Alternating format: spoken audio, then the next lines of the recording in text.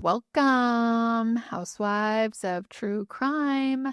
It's not Monday and it's not Thursday either for Patreon. It's Wednesday, and I have a special treat for you. Every few weeks, I am going to drop a new episode.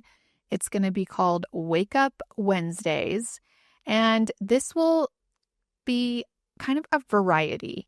Sometimes it'll be me, sometimes it'll be a friend. Sometimes it'll be an interview. And today I had the special pleasure to interview Eva Pilgram from ABC. You guys might have seen her before on the television. Well, she has a podcast. It's produced by ABC, and I am just thinking this one is going to be a really good one, you guys. It's a 6-parter, I think, is what she says, and it's on Holly Bobo. Now, we did the Holly Bobo case back in, I want to say 2021, so it's been a minute. And so before I get started with Eva, I needed to refresh my memory of this case. And so I thought that you guys might need a little refreshing too. So I just want to tell you a little bit about Holly Bobo and then get into my interview with Eva. Okay, so Holly Bobo, she was a Tennessee nursing student who vanished in broad daylight. On April 13th, 2011, Holly was 20 years old. She lived in Darden, Tennessee with her parents and her brother Clint. She was, cute, blonde, nursing student, had a boyfriend, had dreams of being a nurse, have disco biscuit. Her brother was woken up by the dog barking early in that morning, and he looked outside and he saw Holly arguing with somebody outside. The guy, he thought, was Holly's boyfriend. He looked out the window. He sees Holly walking into the woods with this man, and the man is dressed fully in camouflage, which, by the way, it was hunting season and people dress like that out there. So it wasn't a total red flag, but this would be Clint's biggest regret of his life, because it turns out that it wasn't Holly's boyfriend, and that is the last time he would ever see Holly alive. A search began for Holly, an enormous search. I mean, like 1,000 people were out there looking for her everywhere. She lives in a real wooded kind of rural area, and she was gone. And she would stay gone for 3 years. In 2014, some remains were found about 20 miles away, and it was partially Holly. It was her skull, and it came back that she had been shot in the back of the head. Well, then came the arrest.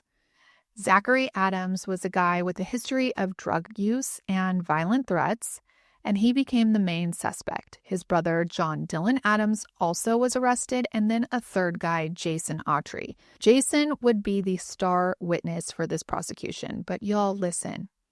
There was no physical evidence here. There was no physical evidence linking Zachary to the murder. None. And they didn't find Holly's DNA, no murder weapon, nothing. But what they did have was Jason Autry's testimony. He says he helped Zach move Holly's body to the truck, and then Zach shot her and dumped her near the river. Autry was given a deal in exchange for his testimony, and that was the whole case. So Zachary Adams was found guilty in 2017 of murder, aggravated kidnapping, and aggravated rape, and he was sentenced to life in prison plus 50 years.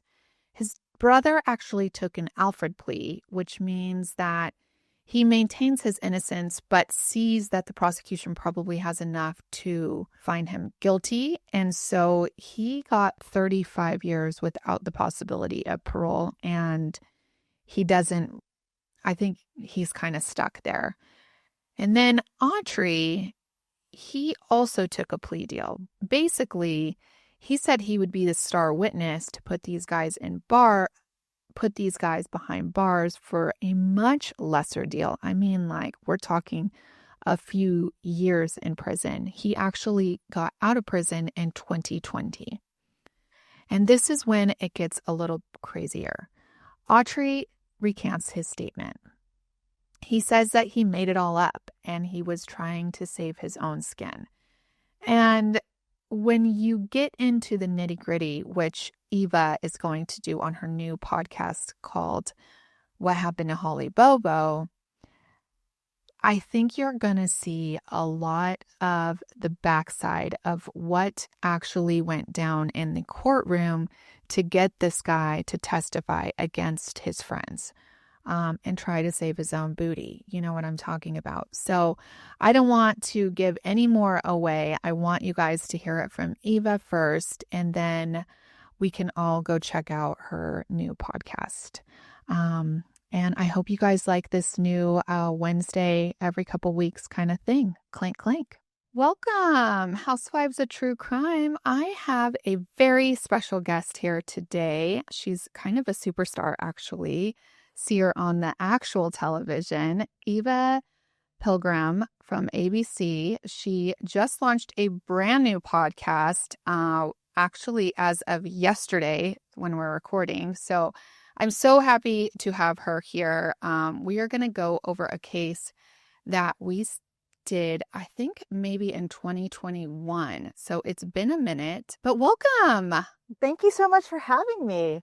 Yes, I'm so excited to start listening to your podcast. Tell us a little bit about it and about the case you're going to take a deep dive into. I mean, our episodes are an hour, so this is really a special one that you're going to go way deeper in, which is awesome.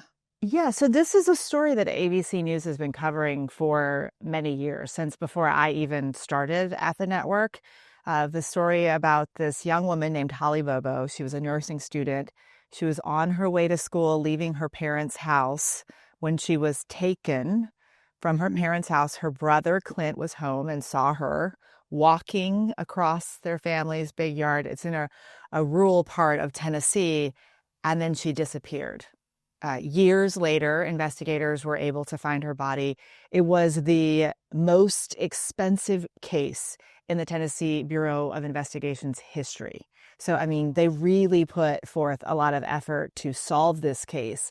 And I was assigned to cover it again because there had been someone who had been a star witness at trial who was then saying that he lied. He said that the confession that he gave was not true. He was recanting his testimony. And so I was sent to Tennessee to figure out what was going on as we were doing an update on our coverage of this story. And we were able to get our hands on the full case file for this case. So we've just been digging through all the details of it all. And it felt like the type of story that there was a lot of information out there. Not all of it is true. And so we felt like there's a big hearing that's coming up later this month, that if we could do this podcast now, we thought it would help people who were interested in the case understand how we got here as they get ready for this hearing, this 5 days of a hearing that's coming up. And is this hearing on the brother? This hearing is on Zach Adams, who is the man that was convicted of murdering Holly Bobo, and whether or not they will look at whether or not he should get a new trial. Okay.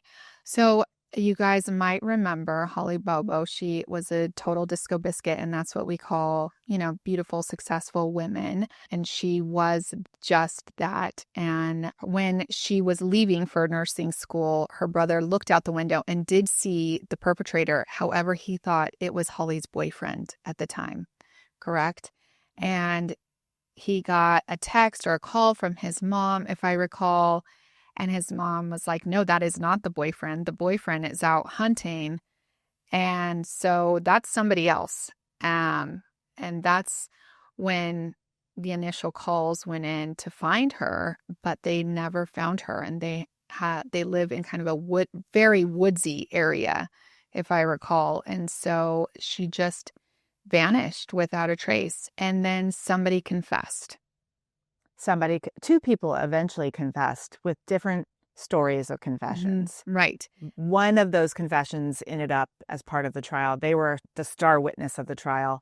And that is the person who is now saying, I am taking back that testimony. That was not truthful. And And it raises the question of when were they telling the truth, right? Were they telling the truth at trial when they, testified in front of the jury, or are they telling the truth now? And so, And if if my memory serves me right, he was going to get a lesser sentence for testifying to the facts of the matter, which maybe weren't exactly the facts. And also the police kind of led him into the direction of his testimony. so what Jason Autry, who's the witness, is saying is that, well, he did get a deal out of it. Mm-hmm. He shortly after the trial, he was released from jail on those charges. He is now back in prison on completely unrelated charges. But what he has said in his recanting of his testimony is that he was provided with enough evidence to sort of piece together a story that fell within what they had. And that's how he was able to create the story that he created.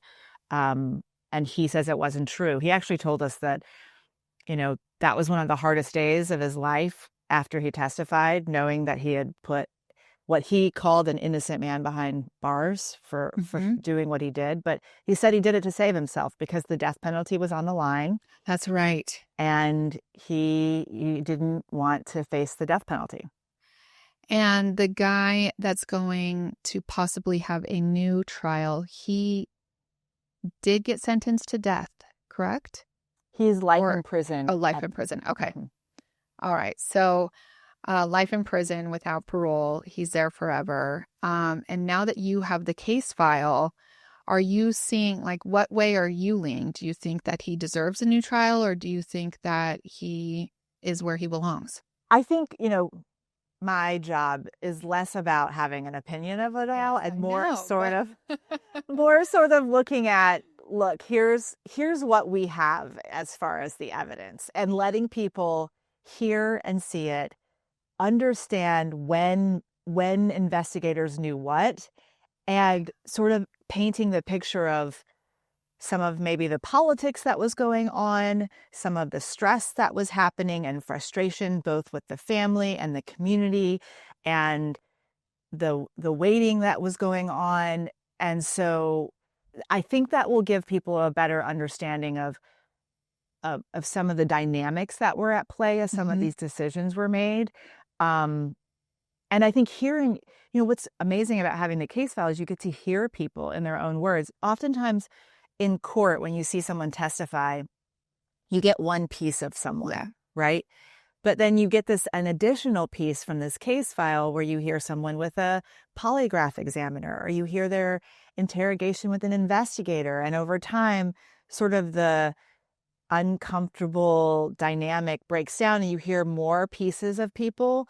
So I think allowing listeners to hear those characters in their own voices and what they have to say, how they say it, I think people are going to walk away with their own opinions. That's actually fascinating. I like that. I have another whole podcast called The Alternate, and we are doing a deep dive into the Karen Read trial, but basically as an alternate juror. So we are not having any opinion, and there's a ton of opinion on Karen Read at the moment. That's kind of what you're doing when you're opening up the case file. However, it is funny because in this trial with Karen Read, they will put up, a snippet of what was said on Dateline because she went on, a media tour. And it is very biased, right? But you don't hear what was said before or after. So the fact that you're laying down like all of that so that somebody can make their own opinion it's even better than being in the courtroom at the time. Well, and that's the beauty of a podcast, right? Like you're not just getting the best clips, and we do still choose in some ways the best clips, right?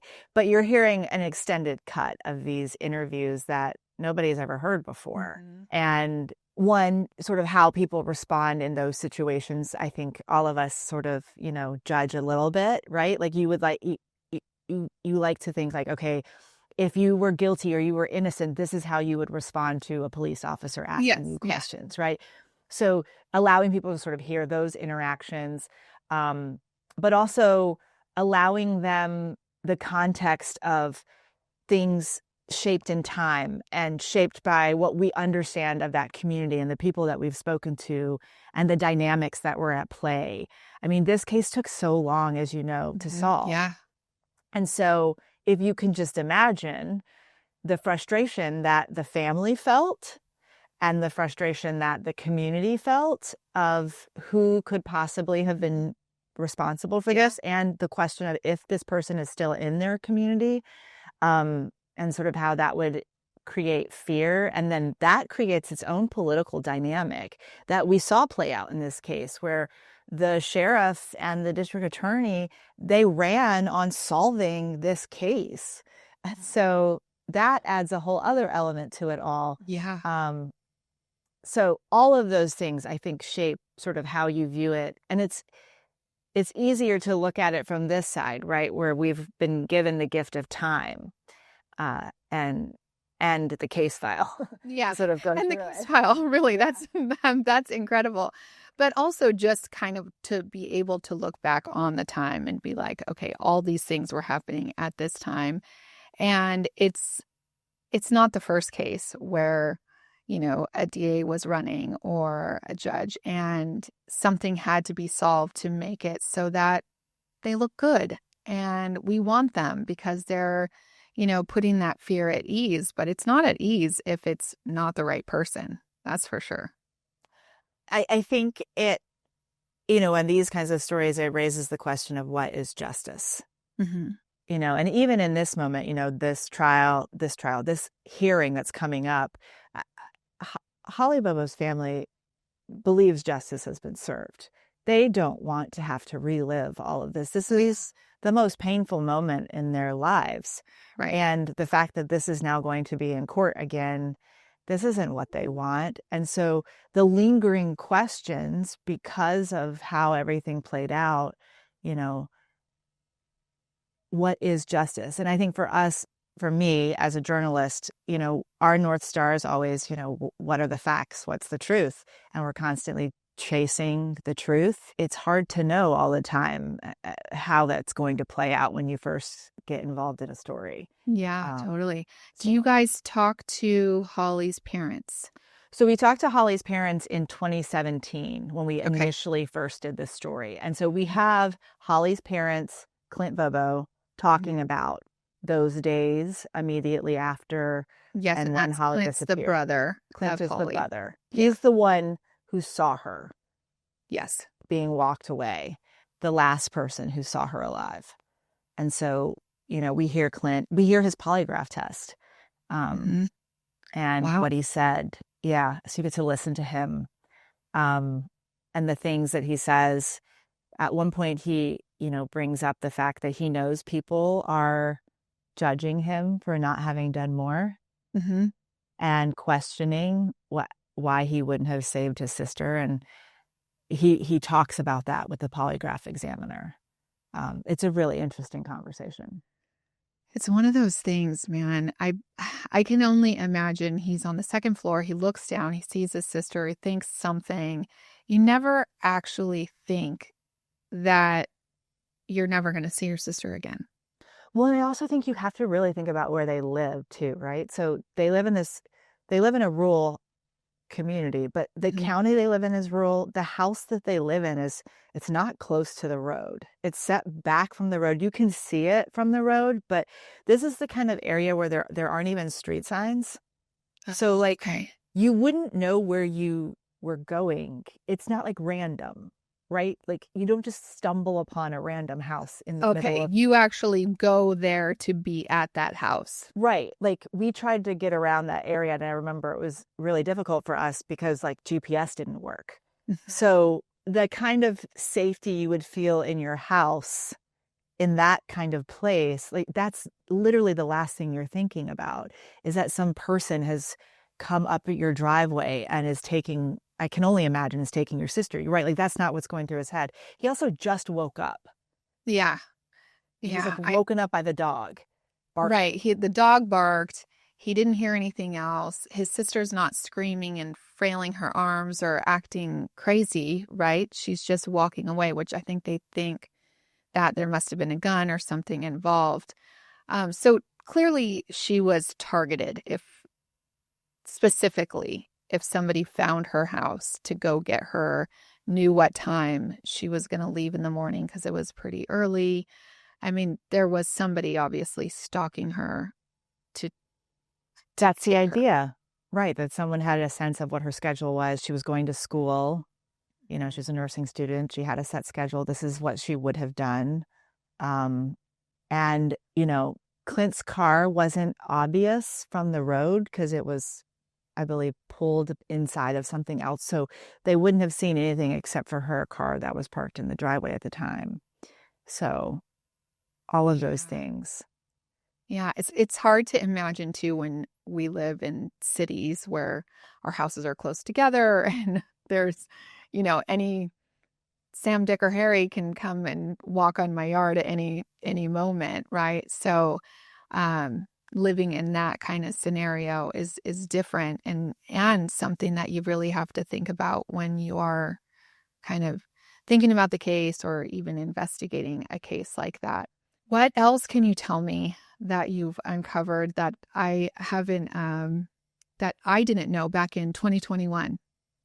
So what we tried to do is walk people through who the suspects were and kind of in chronological order. Okay. Right. So they start off thinking it's this, then they move on to this next person. They fully explore that. One of the suspects that they had was this other man named Terry Britt, who was a known sex offender in the area. Yes, I remember that. That was yes. And so we go through the evidence that they collected on Terry Britt. And you hear an interrogation with Terry Britt and the lead investigator at the time, whose name was Terry Dykes, which is very confusing. Hard to keep all of these people's names straight.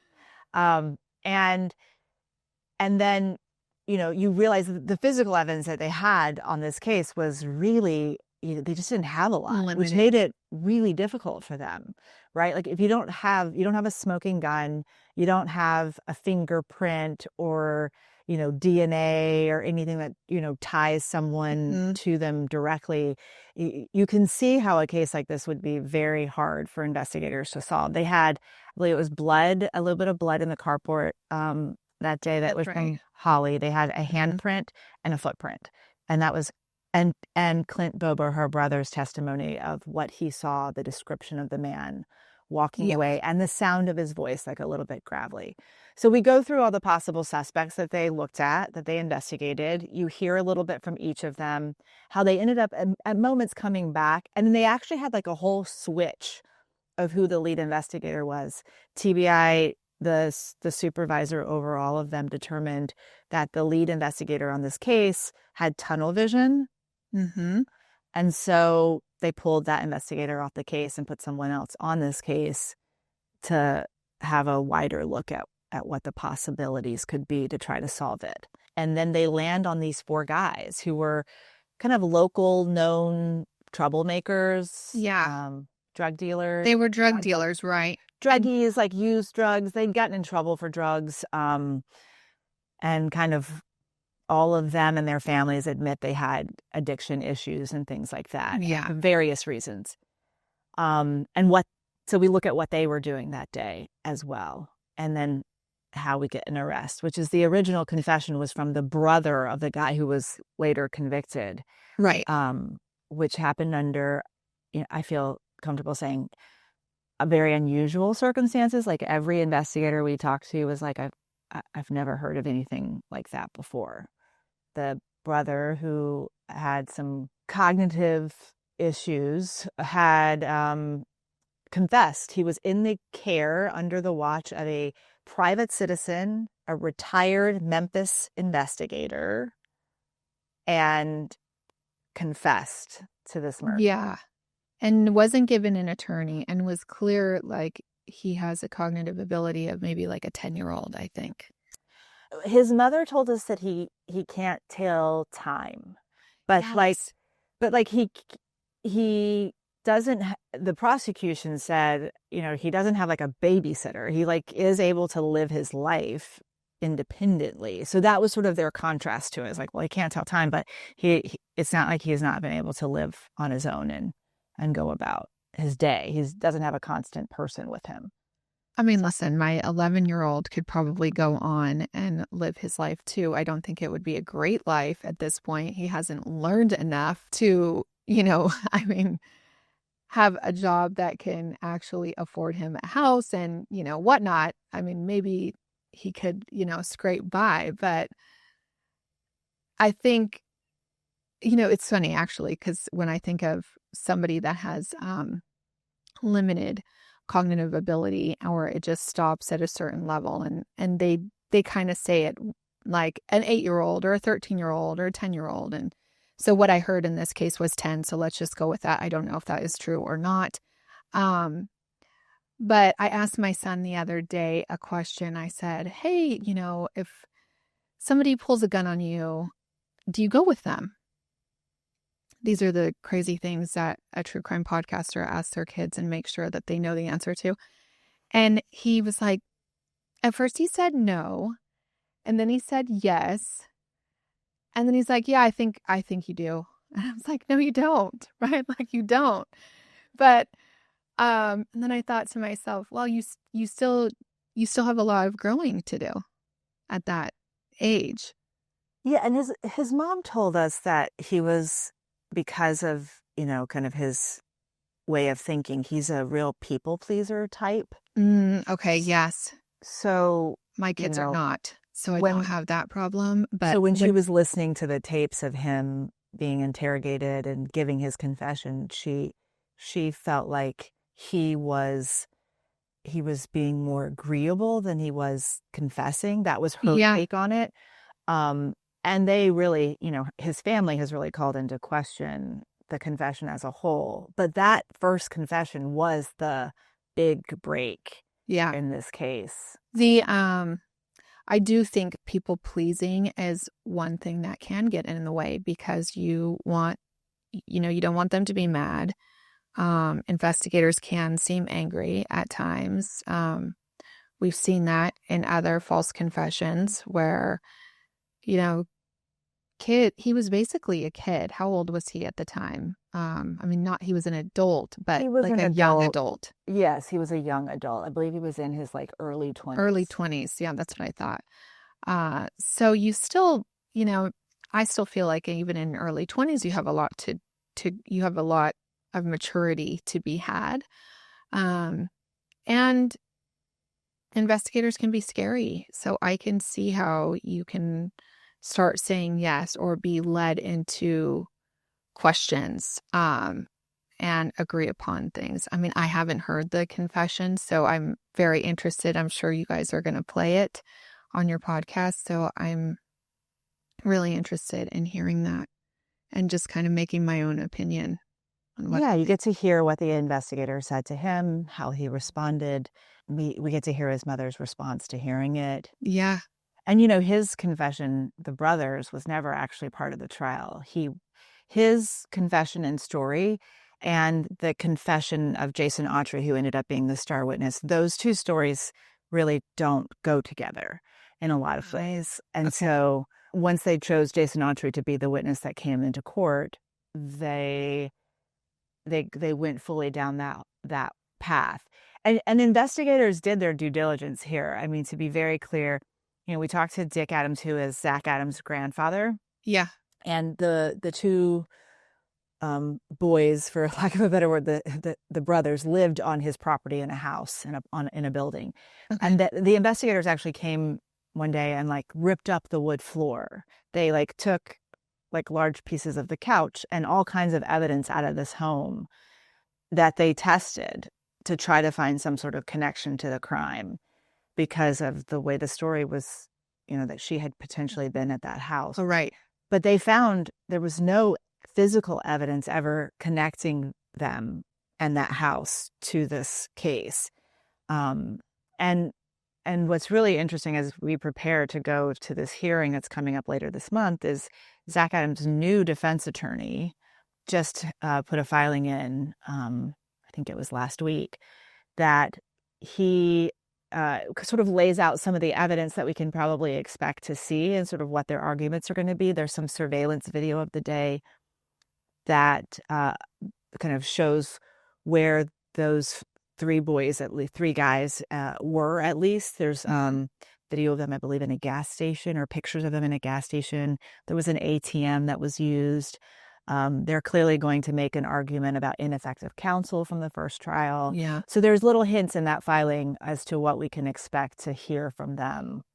And when does that happen? When is that hearing? It's in a couple of weeks later in May. Okay. All right. Well, I'm interested. For 5 days. The judge has blocked off 5 days for that. Wow, that's a lot. It's a fair amount of time. So tell me, your podcast comes out every Tuesday. Every Tuesday. For how many weeks are you planning on? We have planned for 6 weeks. That gets us kind of to current day. Okay. And walk through what we think are the big chunks of time that sort of are the snapshots of that will help people understand what's going on. And then do you plan on, depending on how this hearing goes, follow up with, I mean, what if he gets a new trial? Then I'm sure we'll that see what podcast happens. is going to go longer and longer. We'll see what happens. The hope with the podcast was to sort of frame everything for people in a way that they could understand what they're going to see. Can you tell us what the name of it is, where we can find it? Are you on YouTube? All that? So it's called What Happened to Holly Bobo? It was the question we kept asking ourselves. So that's what we decided to name it. You can find it anywhere that you get your podcasts, Apple, Spotify, all the places. Great. And are you on video too, or just audio? It's just audio. Just audio. Okay. Well, I am very excited for this. I think it's going to be great. It really gives a different perspective on her case and just on cases in general, which I think is a nice thing to see. You know, when you do a case from start to finish in an hour, you really don't get that deep dive. And so this is a real treat. It's a treat for us as well. I mean, we did a 2-hour 2020 on it, and we couldn't get all the details in. And even in 6 episodes of a podcast, there's still a lot of stuff that didn't make it into the podcast because there's just so much information. But we tried our best to put in as much as possible. Yeah. So, well, good. Well, thank you for sitting down with me, and let's have all of our disco biscuits and disco balls from Housewives of True Crime go over and check out your podcast, What Happened to Holly Bobo, and come back and tell us what you think. Let's all make our own opinion after we listen to the 6 episodes. thank you so much for having me. Yes, thank you, Eva.